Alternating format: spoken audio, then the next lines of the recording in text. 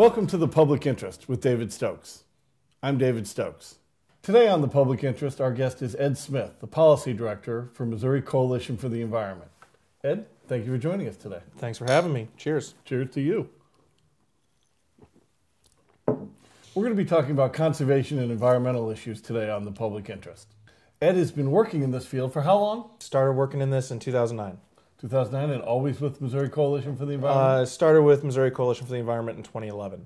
And who did you work for before then? Before that, if it's public? Yeah. Before that, it was the League chapter of the Missouri chapter of the League of Conservation Voters. Okay, terrific. Yeah. Terrific. Ed, what are the priorities in the legislative session for Missouri Coalition for the Environment this year? Our two major programmatic areas at MCE are food and farm and water quality. So on the food and farm side of things, we're looking at food access, trying to protect supplemental nutrition assistance program benefits for struggling Missourians. We are also concerned about concentrated animal feeding operations and a bill that would dissolve 20 health ordinances passed at the local level, mostly dealing with setbacks for these large factory farms near water bodies or adjacent properties. And then related to water, we are focused on some bills related to flooding. And I'm sure we'll dive into that here in a little bit. We will. As viewers may know, my day job is with Great Rivers Habitat Alliance, and we're working closely. We partner closely with the Coalition for the Environment and a few other groups on flooding and water issues. So we will get into Senate Bill 108. But I was going to bring up CAFOs later, but you brought it up. Yeah. You brought it up. I think CAFOs are boy, that's a complicated and interesting issue. Mm-hmm. What is the latest on the status of CAFO legislation, concentrated animal feeding operation? Yeah. And those are the enormous, mostly pig farms. Mm-hmm. Are they ever anything but pigs? There's a lot of chicken operations in southwest Missouri. So we have a lot of chicken and hog operations in Missouri, and it looks like the beef industry is moving in that direction as well. Right. So how big do some of these concentrated CAFOs get? You can have some operations with more than 7,000 hogs, more than 20,000 chickens, and with that, in such a concentrated operation, you have a lot of waste that comes with that as well. And what are the health issues that can come from that? It's obvious that much animal waste could lead to issues, but what are some of the things that are affecting neighbors of these entities? Well, we look at it from an environmental and a people lens. So from the environmental lens, you have to look at our food system in general. And the way our food system works is that we're mostly growing corn and soy and grains to feed animals in these large factory farm operations.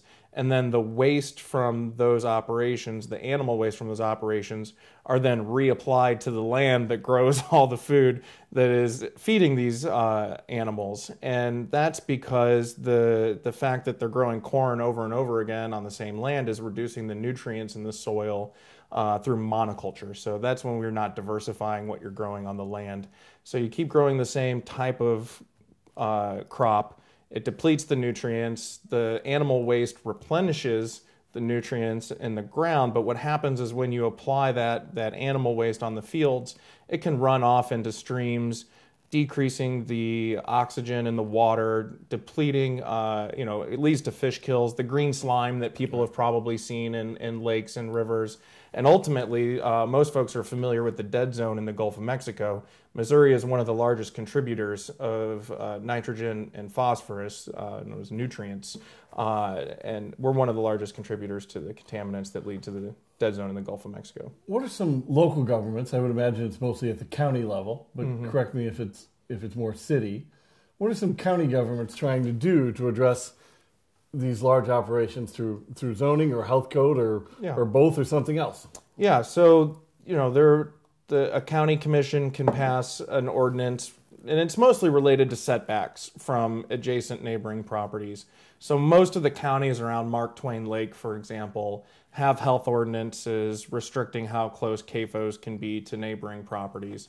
And what this bill does, Senate Bill 391, introduced by Senator Bernstetter, a new state senator he's actually represents Jefferson City, where the state capitol is located. It's our anticipation this bill will come up here in the near future for floor debate. We're working with allies in the Senate to address some of the concerns because, it's not just an animal issue, it's a local control, it's a federalism issue too. So you have communities around the state who have enacted their own ordinances based on the will of those counties.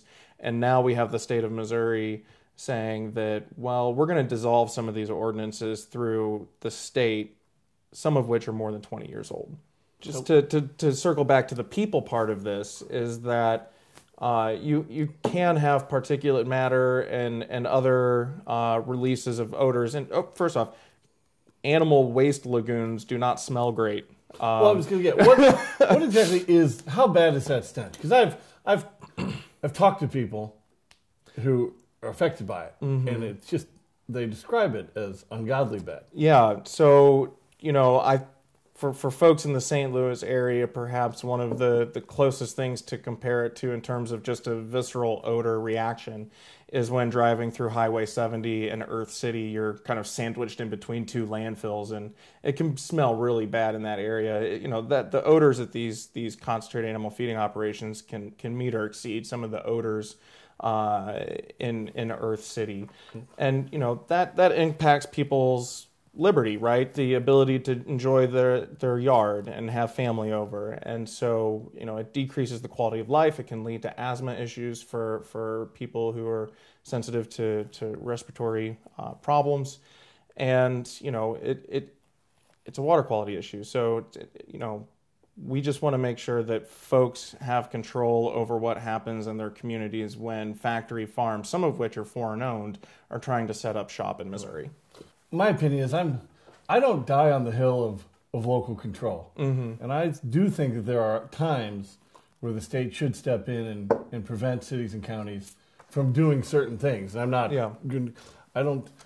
the country is a collection of states, but as the Supreme Court has said, cities and counties are creatures of states. Correct. The comparison is not the same. That said, I certainly think there are some times where the people locally should know what they're talking about, know how it's affecting their local community, and should be able to regulate certain things locally. Yeah. So it's just a very interesting debate here. Ed, what are your thoughts on to change course here? Do you think Missouri will ever adopt? Well, we're talking about climate change. Do you think Missouri will ever adopt a state carbon tax in the way that some other larger states have done? And if not, should we?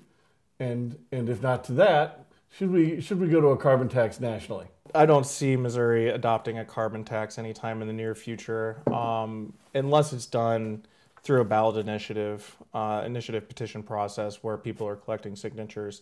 It would be my preference if there were a carbon tax that it would happen at the national level. That way, I do kind of endorse the business concerns there, is that it should be an even playing field for a carbon tax. The closest thing that we've gotten to regulating carbon dioxide at the national level was cap and trade, which failed legislatively in President Obama's first term. And then in his second term, he pushed the Clean Power Plan, which would have created a trading scheme kind of similar to cap and trade, where states that were heavily carbon dependent, let's say like Missouri that has a lot of coal plants, could trade carbon credits with other states if they chose to engage in like a regional trading system. That type of, in the current politics in Washington, D.C. is not going to happen in the near future.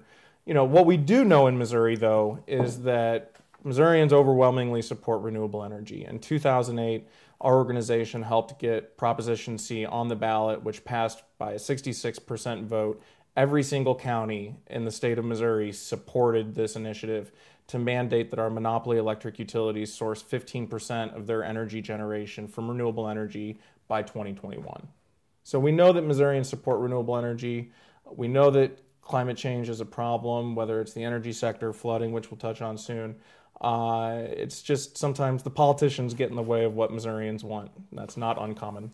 Well, I agree with you. I support some type of cap and trade system at the national level, which is not to say that everything about prior bills was just right or that some objections weren't more than fair. But, excuse me, I do believe in harnessing the power of a market to help us address environmental issues, such in this case climate change. And I would like to see at the national level some market-friendly system of cap and trade established here. You mentioned renewable energy. I'm very interested in solar energy. I think you know more about this than I, but wind power is wonderful, but they've got a drawback. What they do to bird populations. Dams can be incredibly renewable, but and dams are renewable, and dams can be beneficial, but they have environmental harms. Solar power strikes me as sort of the it may not. I'm not saying we should depend 100% on solar power. Sometimes there's cloud cover, but I strongly support expanded solar power. So I'm interested in the question of, and we mentioned this briefly before the show, are there ways homeowners association in this country, and I believe in Missouri, can still block solar panels on the house? I'd like to see every roof in America have solar panels on it. I agree with you there. and the owners of those properties to choose to do it. That's some sort of a mandate. Yeah. But between generating your own electricity, that's a very good thing. What can be done about certain rules like homeowners associations that might prevent that type of thing? Yeah. And in Missouri, it's my understanding that a HOA can prevent solar panels if it wants to. Yeah. So these are issues that are, being dealt with in the courts, the rights of an individual versus a homeowners association. We had some folks out in Wildwood who were really being targeted by their HOA because the only good place for solar on their house was on the front side. Not every subdivision has your backyard facing the south side. And so you need to be able to place solar panels where they're going to produce the best, right? And so, there's the courts are never the best place to figure out our laws. I agree. I always agree completely. I think that it would be great for Missourians in Jeff City, or maybe this has to go to the ballot, to take away the ability for homeowners associations to monopolize where solar panels can or cannot go on homes within that HOA. I think solar panels are incredibly patriotic. I see them and I'm proud. I think that they are a great way to produce energy. There are plenty of folks on both sides of the aisle who use solar panels, even folks who may not even believe in climate change. They look at solar as a hedge for their electric bill because the price of solar is incredibly decreasing without subsidies. And it's becoming a viable option to hedge against what have become frequent increases in rates by our utility, Ameren, Missouri. I agree. But I'd like to see Toby Keith sponsor a brand of solar panels. That'd be the most patriotic thing you can possibly imagine. Right. Toby Keith and solar panels together here. But I absolutely agree. I would like to see rules against solar panels at homeowner associations go the way of racial covenants that we used to have. That many homeowner associations formed 80, 90, 100 years ago had racial covenants there, and those were made blanketly illegal, and I think most were phasing them out properly back in the 50s and 60s anyway. But I'd like to see that same type of thing be swept away with rules against solar panels. So all that said, all those renewables options, wind, water, solar, how can we really get to some sort of net zero carbon emission? Or, what we produce is what we're coming out, so that our increase is net zero. But how do we do that without nuclear power? Well, can we do that? Yeah. And can we do that without nuclear power? I think we can. First off, there's a lot of room for growth using already established renewable energy technology. As you noted, there's a lot of roofs without solar panels. There's a lot of wind capacity in this state that's not being utilized. There are efforts to try and stop a transmission line from moving through Missouri that would move wind from Kansas to the eastern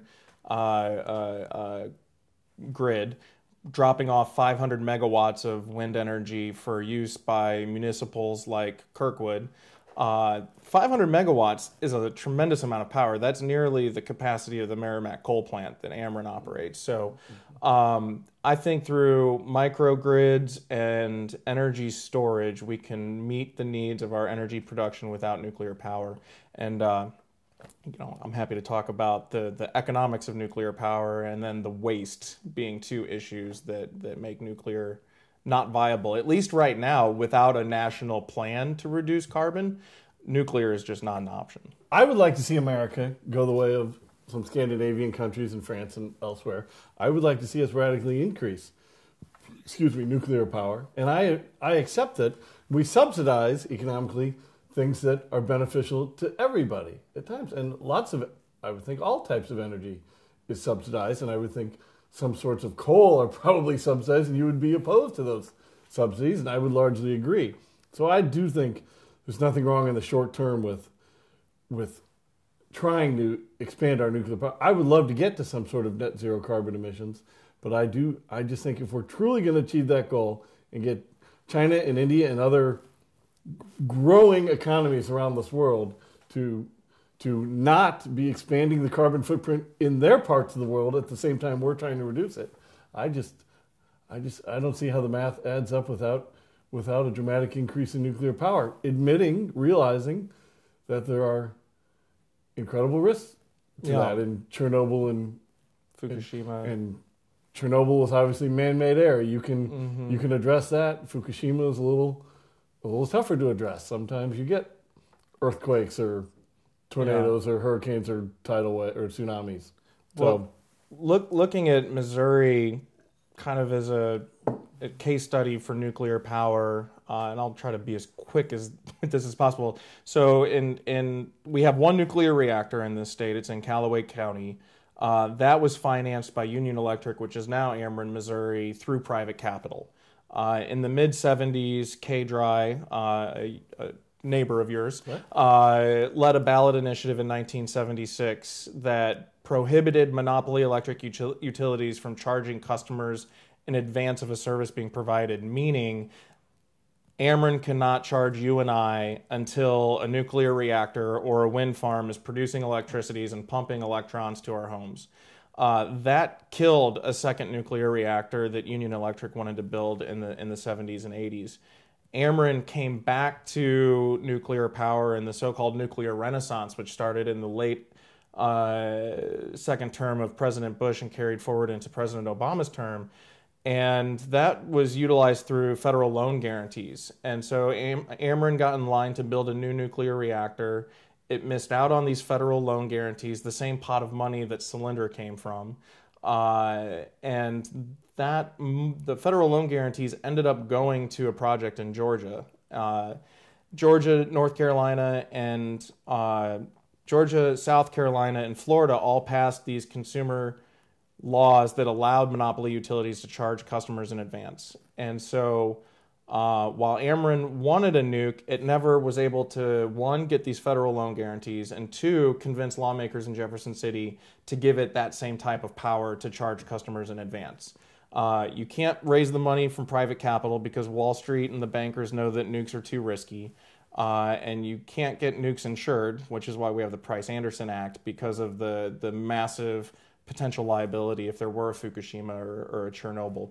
And so the projects that are underway in the country right now, there's only one left in Georgia, and that's Vogtle. There are 2 nuclear reactors being built there. The price tag was initially supposed to be around $12 billion for the 2 nuclear reactors. Currently, that project is estimated to cost $25 billion. It's 4 years behind schedule. And currently, the Trump administration just last week gave it another $3.7 billion in federal loan guarantees. So that project is up to $12 billion in federal loan guarantees. So if, like Cylindra, and this project goes under, taxpayers aren't getting that money back. And they're also recovering rates from their customers during the construction of that project. But at least at the end of that, if it succeeds at the end, it's a big we'll have a nuclear power plant providing safe, secure, carbon neutral power to enormous parts of the Southeast. The Loop Trolley, that tripled in price and was years behind schedule. and all we have is a unnecessary trolley up and down Delmar blocking traffic and tripping bicyclists. I love the loop. I wish the trolley nothing but the best. So let's get one more thing here. We gotta get to the big topic. Before we wrap up, something we agree on, something we've been working closely on. I'm very excited that SB 108, which is Senator Andrew Koenig's bill to radically expand the number of counties where you're prohibited from using tax increment financing, or TIF, in the floodplain, from the current one, St. Charles County. It was originally going to go to all 114 counties, plus the independent city of St. Louis. And then 3 counties in the city were removed. But I view going from 1 to 111 counties as still a great achievement. What's the latest on, now that it's passed the Senate, what's the latest on that in the House, and do we know what its status is? Yeah, so this is it's a great piece of legislation. The fact that we have a law that allows incentivizing floodplain development is just crazy to begin with. And so this is a good bill that would claw that back. And so the bill was unanimously passed out of the Missouri Senate, something that doesn't often happen on a bill maybe as, I wouldn't call it contentious because it shouldn't be, but money is money and developers have influence, right? And you and I both know this. So the fact that it passed out of the Senate unanimously gives me good hope for the House. There's a state representative from Jefferson County, Representative Mary Elizabeth Coleman. It's my understanding she's going to be the House handler of the bill. She had previously introduced another bill related to floodplains that would have given local control to counties who wanted to reduce their levee heights, which would also be helpful to reduce flooding impacts. So it has to go through the entire House process. It needs to be assigned to a committee. It needs to have a hearing. It needs to go to the floor where we hope to avoid amendments. And then it needs to be voted out of the House. Well, I think Representative Coleman is terrific. Yep. And I hope that what you said is what comes to pass. I think she'd be great to handle the bill. And it's a very beneficial bill. No matter how far people want to go with limiting floodplain development, I think the overwhelming, and the Post-Dispatch had a good editorial on this the other day, the overwhelming majority of people agree that taxpayers shouldn't be subsidizing the latest shopping mall on the floodplain. So I hope, I'm so optimistic that this will go forward, and I commend Senator Koenig for jumping on it, and I think if Representative Coleman takes it on her wing in the House as well, I think that'll be terrific. And I know Great Rivers will be there doing everything we can to help it pass within as a public charity, of course. Yes. And same with Missouri Coalition for the Environment. Anything else big before you guys that you want to bring forward before we wrap up? Yeah, well, I can't help but end with plugging that this is our 50th anniversary. Our organization was founded in 1969 at the Missouri Botanical Garden. We're celebrating our 50th anniversary with a gala in the fall back at the Missouri Botanical Garden. So get more information about that at our website, www.moenvironment.org. Please check that out. I know I'm going to try and attend. I think it'll be a terrific event. And for people interested in the flooding issues, especially that we've discussed, that both groups are working on, you can see a lot of it at the Great Rivers Habitat Alliance Facebook page, simply Great Rivers Habitat Alliance, or at our website, grha.org. And as always, you can follow me on Twitter at David C. Stokes. This has been The Public Interest with David Stokes. I'd like to thank our guest, Ed Smith, for joining us today. Thank you for having me. Please check in next week for our next episode. Thank you very much.